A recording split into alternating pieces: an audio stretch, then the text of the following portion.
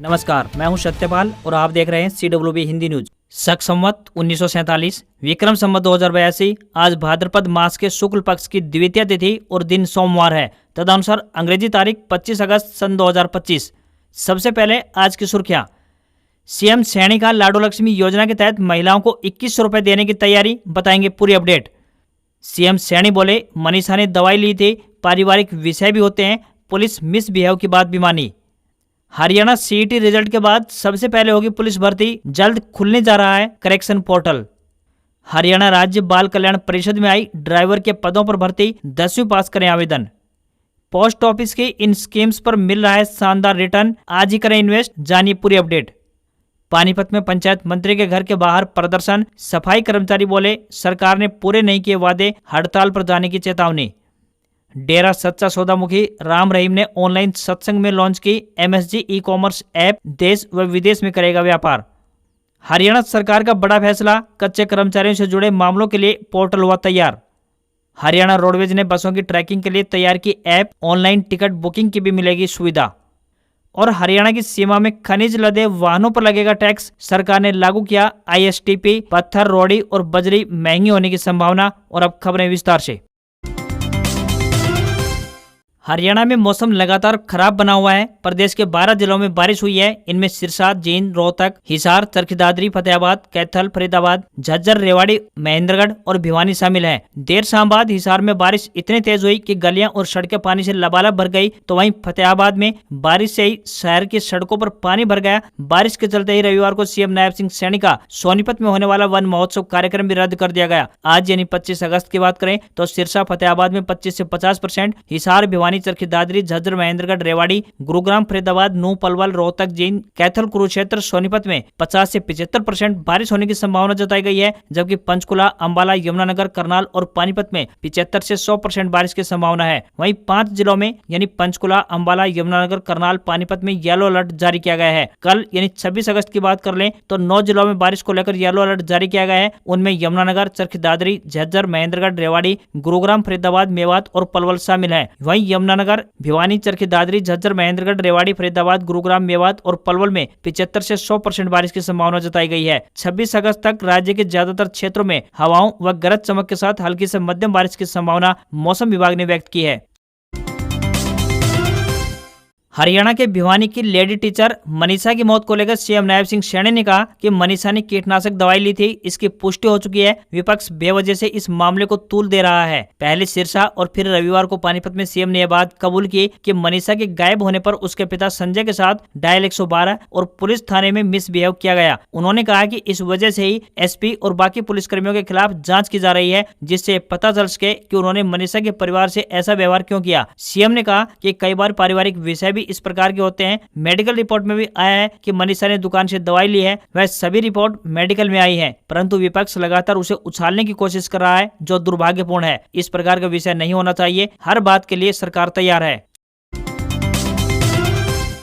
इसी बीच मनीषा की मौत में लॉरेंस गैंग के बाद एक और गैंगस्टर की एंट्री हो गई है। हरियाणवी सिंगर फाजिलपुरिया पर फायरिंग की जिम्मेदारी लेने वाले गैंगस्टर सुनील सरधानिया और दीपक नांदल की एक सोशल मीडिया पोस्ट में कहा गया है कि मनीषा के कातिलों का पता बताने वालों को 51 लाख रुपए का इनाम देंगे। मनीषा की मौत के जिम्मेदार को पकड़वाने वाले को धमकी देने वाले गैंगस्टर सुनील सरधानिया और दीपक नांदल ने सोशल मीडिया पोस्ट में लिखा, राम राम सभी 36 बिरादरी को। जो मनीषा बहन वाला केस हुआ है, इसमें हमने देखा है कि सभी बिरादरी साथ में न्याय की मांग कर रही है, लेकिन प्रशासन कुछ नहीं कर पाया या फिर किसी के दबाव में नहीं कर रहा। हम आज अपनी तरफ से 51 लाख रुपए के इनाम की घोषणा करते हैं। जो भी उनके यानी आरोपियों के बारे में बताएगा उसे इनाम दिया जाएगा और उसकी पहचान सेफ रखी जाएगी। हालांकि मीडिया इस पोस्ट की पुष्टि नहीं करता। मनीषा के अंतिम संस्कार वाले दिन यानी 21 अगस्त को कुख्यात गैंगस्टर लॉरेंस गैंग ने धमकी दी थी। लॉरेंस गैंग के गैंगस्टर गोल्डी ढिल्लो ने पोस्ट में लिखा था, भिवानी के लोहारू में बहन मनीषा की बर्बरता से हत्या हुई है। पुलिस और सरकार इंसाफ दें, नहीं तो हम बहन मनीषा को इंसाफ दिलाएंगे, चाहे गलती करने वाला कोई भी पावरफुल आदमी क्यों न हो। हालांकि मीडिया इस पोस्ट की पुष्टि नहीं करता। वहीं पूर्व मंत्री JP दलाल ने उस आइडियल नर्सिंग कॉलेज से पल्ला झाड़ते हुए कहा कि उनका या फिर उनके किसी रिश्तेदार का किसी स्कूल या कॉलेज से कोई ताल्लुक नहीं है। उन्होंने कहा कि चाहे तो सीएम नायब सिंह सैनी इसकी जांच करा लें।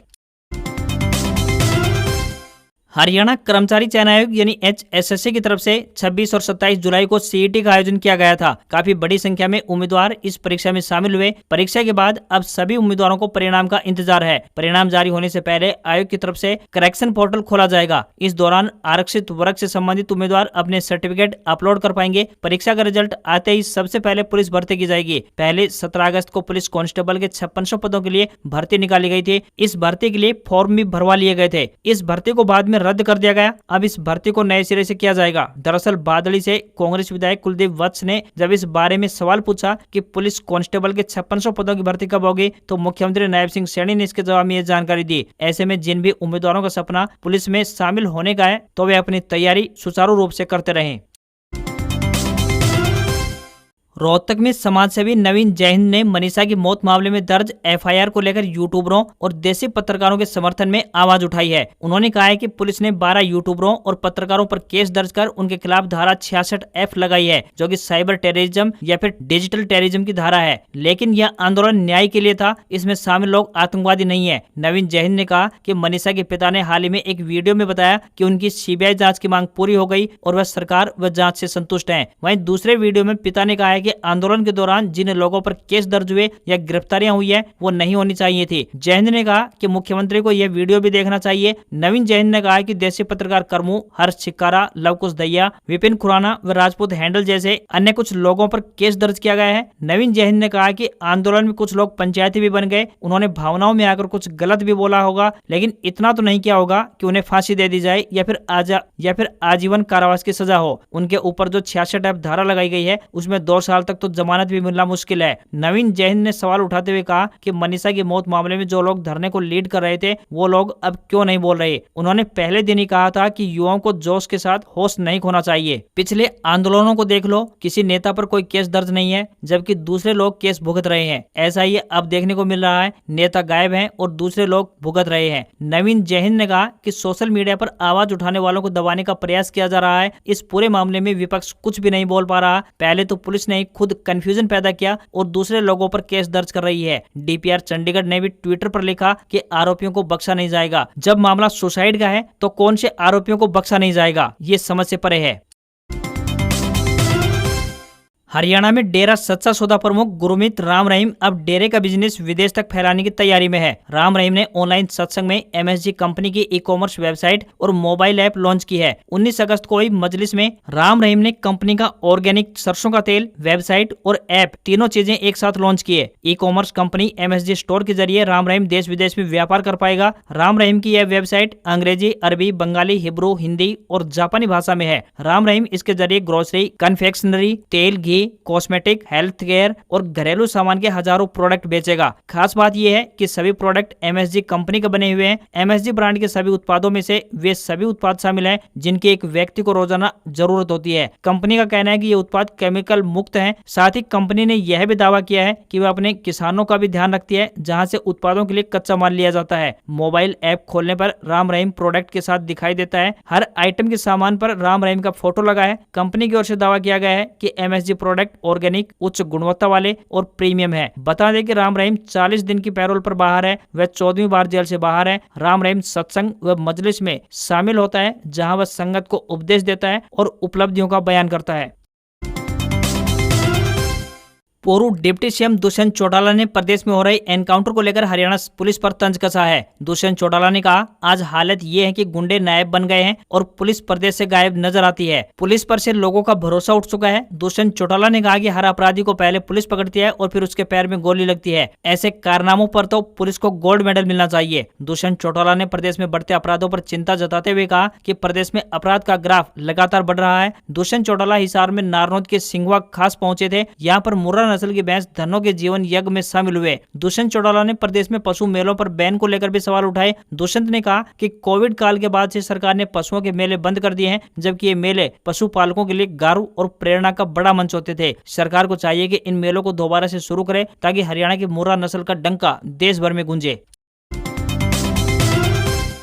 हरियाणा के मुख्यमंत्री नायब सिंह सैनी ने कहा कि लाडो लक्ष्मी योजना के तहत पात्र महिलाओं को 2100 रुपए देने की तैयारी कर ली गई है। पहले बजट के अंदर इसके लिए 5000 करोड़ रुपए का प्रावधान किया गया है। जब हमारा दूसरा बजट आएगा उसमें महिलाओं को 2100 रुपए मिलने शुरू हो जाएंगे। 2024 विधानसभा चुनाव में भाजपा ने लाडो लक्ष्मी योजना के तहत महिलाओं को 2100 रुपए देने का ऐलान किया था। इस योजना का लाभ गरीबी रेखा से नीचे यानी बीपीएल कार्ड धारकों में आने वाले परिवारों की महिलाओं को मिलेगा। मुख्यमंत्री रविवार को कुरुक्षेत्र में कश्मीरी हिंदू प्रकोष्ठ की ओर से आयोजित कुरुक्षेत्र कश्यप तीर्थाटन 2025 कार्यक्रम में शामिल हुए। यह मुख्यमंत्री ने यह भी ऐलान किया कि इंडोनेशिया के बाली में अंतर्राष्ट्रीय गीता महोत्सव मनाया जाएगा। ये कार्यक्रम स्वामी ज्ञानानंद की अध्यक्षता में 12 से 14 सितंबर तक आयोजित होगा। इसमें गीता यज्ञ, गीता का वैश्विक पाठ और 13 सितंबर को गरुड़ की प्रतिमा का अनावरण किया जाएगा।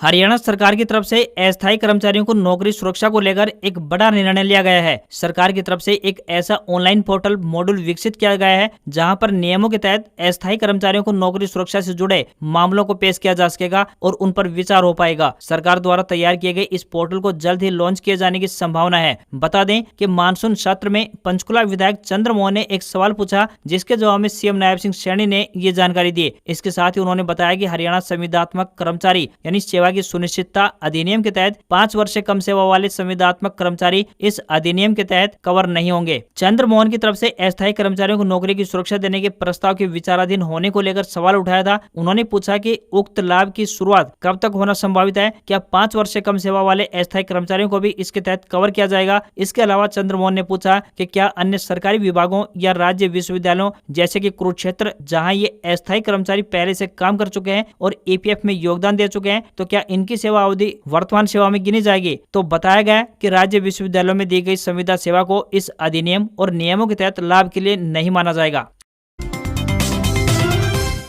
हरियाणा के पूर्व विधायकों को हर महीने विदेश यात्रा के लिए अब भत्ता मिलना शुरू हो जाएगा। राज्यपाल की स्वीकृति मिलने के बाद यह संशोधन विधेयक कानून के तौर पर लागू हो जाएगा। वर्तमान में 1 लाख रुपए से कम पेंशन प्राप्त कर रहे पूर्व विधायकों को ही यात्रा भत्ता की सुविधा दी जाती है। अब जिन विधायकों की उम्र 60 साल से पूरी हो चुकी है, उन्हें हर महीने 10,000 रुपए मेडिकल भत्ता देने का भी निर्णय लिया गया है। लोकसभा और राज्यसभा के पूर्व सदस्यों और सांसदों को पेंशन पर महंगाई भत्ता देने का प्रावधान नहीं है। मीडिया रिपोर्ट से मिली जानकारी के अनुसार प्रदेश के पूर्व विधायकों, सांसदों को देश के बाकी राज्यों के पूर्व विधायकों से ज्यादा पेंशन और भत्ते का लाभ मिलता है। बात करें गुजरात की, तो गुजरात का अगर उदाहरण लें तो वहां पूर्व विधायकों को पेंशन का लाभ नहीं दिया जाता, बल्कि हरियाणा में पेंशन और महंगाई भत्ता जैसी सुविधाएं दी जाती हैं। वर्तमान में राज्य के हर पूर्व विधायक के स्वयं और उसके पारिवारिक सदस्यों के लिए विदेश यात्रा के लिए हर महीने 10,000 रुपए भत्ते के तौर पर देने का प्रावधान किया गया है। अगले सप्ताह राज्यपाल की स्वीकृति मिलने के बाद इस संशोधन को विधेयक के तौर पर लागू कर दिया जाएगा। अगर आप भी हाल ही में निवेश करने की प्लानिंग कर रहे हैं, ऐसे किसी प्लान की तलाश कर रहे हैं जिसमें निवेश करने पर आपको शानदार रिटर्न मिले, इसमें किसी प्रकार का कोई जोखिम भी न हो, तो आज की ये खबर आपके लिए काम की हो सकती है। आज हम आपके लिए पोस्ट ऑफिस की कुछ बेहतरीन स्कीम्स के बारे में जानकारी देने वाले हैं। पोस्ट ऑफिस में निवेश करना काफी सुरक्षित माना जाता है, अर्थात इसमें किसी प्रकार का कोई जोखिम नहीं होता। पोस्ट ऑफिस की बचत योजनाओं में आरडी, टीडी, एमआईएस और अन्य कई प्रकार की योजनाएं शामिल होती हैं। इन सब में से पोस्ट ऑफिस की टीडी स्कीम बैंकों के एफडी प्लान की तुलना में ज्यादा ब्याज ऑफर कर रही है। हम पोस्ट ऑफिस के टाइम डिपॉजिट यानी टीडी स्कीम के बारे में बातचीत कर रहे हैं। इसमें आपको तय समय के बाद फिक्स ब्याज के साथ सारा पैसा निकालने का ऑप्शन भी दिया जाता है। पोस्ट ऑफिस की तरफ से 1 साल, 2 साल, 3 साल और 5 साल के लिए एफडी अकाउंट ओपन करवाए जा रहे हैं। अगर आप 1 साल के लिए एफडी करवाते हैं तो आपको 6.9% के हिसाब से ब्याज मिलेगा। 2 साल के लिए डिपॉजिट पर 7% और 3 साल के डिपॉजिट पर 7.1% और 5 साल की बात करें तो एफडी प्लान पर आपको 7.5% के हिसाब से 5 साल के लिए ब्याज का लाभ मिलने वाला है। पोस्ट ऑफिस स्कीम की सबसे खास बात यह है कि आप कम से कम 1,000 रुपए से अपनी इन्वेस्टमेंट शुरू कर सकते हैं। अधिकतर निवेश की कोई सीमा नहीं है। अगर पोस्ट ऑफिस में 3 साल यानी कि 36 महीने वाली एमपी स्कीम में 1 लाख रुपए जमा करवाते हैं तो आपको मैच्योरिटी पर 1,23,508 रुपए मिलेंगे, यानी कि आपको 23,508 रुपए का फिक्स ब्याज मिलने वाला है। वहीं वरिष्ठ नागरिकों को एफडी प्लान पर 0.5% एक्स्ट्रा रेट ऑफ इंटरेस्ट का लाभ भी मिलता है। हरियाणा राज्य बाल कल्याण परिषद जिला शाखा सोनीपत की तरफ से ड्राइवर पदों पर भर्ती के लिए आवेदन मांगे गए हैं। ये भर्ती अस्थायी एवं संविदा आधार पर की जा रही है। जो भी उम्मीदवार इन पदों के लिए इच्छुक हैं, वह ऑफलाइन माध्यम से अपना आवेदन भेज सकता है। इन पदों के लिए सिर्फ पुरुष उम्मीदवार ही आवेदन भेज सकते हैं। आवेदक 10वीं पास होना चाहिए तथा उसे ड्राइविंग का 2 साल का अनुभव होना चाहिए। किसी भी वर्ग के उम्मीदवारों को कोई भी आवेदन शुल्क नहीं देना है। न्यूनतम आयु 21 वर्ष और अधिकतम आयु 42 वर्ष तय की गई है। आवेदन करने की अंतिम तिथि 1 सितंबर है। सैलरी 15,000 रुपए पर मंथ मिलेगी। हरियाणा सरकार द्वारा प्रदेश के अंदर आने वाले सभी खनिज से लदे वाहनों पर इंटरस्टेट ट्रांजिट पास यानी ISTP लगाने का फैसला लिया गया है। सरकार के इस फैसले से दूसरे राज्यों से खनिज लेकर हरियाणा की सीमा में प्रवेश करने वाले वाहनों से बड़ी मात्रा में राजस्व मिलने की उम्मीद है। वहीं इससे प्रदेश में खनिज महंगा होने की भी संभावना है, जिस कारण भवन निर्माण व अन्य कार्य करने में लोगों को अपनी जेब ढीली करनी पड़ सकती है। प्रदेश में खनिज से लदे वाहनों पर पहले कोई टैक्स नहीं लगाया गया था, जिसके कारण प्रदेश की सीमा से हजारों वाहन सड़कों पर दौड़ते थे। इससे प्रदेश में बनी सड़कों को नुकसान पहुंच रहा था। सरकार ने 19 अगस्त से सभी प्रकार के वाहनों पर 80 रुपए मीट्रिक टन के हिसाब से टैक्स लगा दिया है, जिसके बाद सरकार को राजस्व बढ़ने की उम्मीद जगी है। हरियाणा की सीमा का बड़ा हिस्सा राजस्थान से लगता है। इनमें महेंद्रगढ़ जिले की 3 और की सीमाएं राजस्थान से लगती हैं, तो वहीं प्रदेश के सिरसा, हिसार, भिवानी, रेवाड़ी, पलवल, गुरुग्राम, फरीदाबाद तथा मेवात जिले भी राजस्थान की सीमा से लगते हैं। यहाँ से खनिज ज्यादा आता है। राजस्थान से आने वाले खनिज से लदे वाहनों पर नारनौल खनन विभाग पैनी नजर बनाए हुए है। रात को भी खुद खनन अधिकारी राजस्थान से हरियाणा की सीमा में प्रवेश करने वाले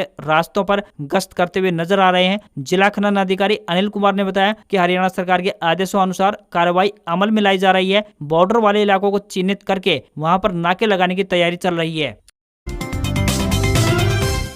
हरियाणा रोडवेज ने बसों की लाइव ट्रैकिंग की शुरुआत कर दी है। लोकेशन ट्रैक करने के लिए तैयार किए गए ऐप में अभी कई बदलाव और सुधार किए जाएंगे। लाइव ट्रैकिंग में अभी बस कहां पहुंची है, यह आसानी से पता लगाया जा सकता है। हरियाणा रोडवेज की इस ऐप के माध्यम से यात्री लंबी दूरी के लिए संचालित होने वाली वोल्वो और हीटिंग, वेंटिलेशन व एयर कंडीशनिंग यानी HV व AC बसों के ऑनलाइन टिकट भी बुक करा सकते हैं। इसके साथ ही हैप्पी कार्ड के लिए भी आवेदन इस ऐप के माध्यम से यात्री कर सकते हैं। अधिकारियों के मुताबिक हरियाणा रोडवेज ऐप से फिलहाल रोडवेज की Sirsa, Narnaul, Manali, Hisar, Gurugram, Delhi ISBT, Kashmiri gate, Delhi dome and IGI airport, Chandigarh ISBT 17, Chandigarh ISBT 43 और अमृतसर के लिए संचालित होने वाली HV AC बसों में ऑनलाइन टिकट बुकिंग होगी। HR ऐप को गूगल प्ले स्टोर से डाउनलोड किया जा सकता है। आने वाले दिनों में गाँव के रूट पर संचालित होने वाली बसों की भी लोकेशन ट्रैक करने की योजना पर काम हो रहा है। जल्द ही सभी डिपो व सब डिपो की बसों की ट्रैकिंग और रूट के अनुसार ट्रैकिंग पर काम जारी है। भारतीय शेयर बाजार ने 22 अगस्त को समाप्त होने वाले सप्ताह में GST सुधार और सकारात्मक वैश्विक संकेतों के बीच लगभग 1% की तेजी दर्ज की। दोनों प्रमुख सूचकांक यानी निफ्टी और सेंसेक्स ने मजबूती दिखाई। एक्सपर्ट का कहना है कि सोमवार यानी आज संभावित ब्याज दर कटौती की उम्मीद में बाजार सकारात्मक रुख दिखा सकता है। वहीं 27 अगस्त को गणेश चतुर्थी के अवसर पर बाजार बंद रहेगा, जिससे कारोबारी हफ्ता छोटा होगा। निवेशकों का ध्यान भारतीय प्रोडक्ट्स पर अतिरिक्त अमेरिकी टैरिफ लगाने की समय सीमा पर भी केंद्रित होगा। 27 अगस्त से लागू होने वाले एडिशनल 25% टैरिफ के साथ भारतीय सामान पर कुल टैरिफ 50% हो जाएगा। वहीं वेल्थ व्यू एनालिटिक्स के डायरेक्टर हर्षुभ शाह के मुताबिक 26 और 28 अगस्त को बाजार में रिवर्सल दिख सकता है। आज खबरों में इतना ही। देखते रहिए आपका अपना हरियाणा का सबसे बेहतरीन news channel CWB Hindi news. नमस्कार। इसी आशा के साथ आपका दिन शुभ रहे। हरियाणा की ताजा तरीन खबरों को देखने के लिए सबसे पहले चैनल को सब्सक्राइब और बेल नोटिफिकेशन को ऑन करना ना भूलें। नमस्कार।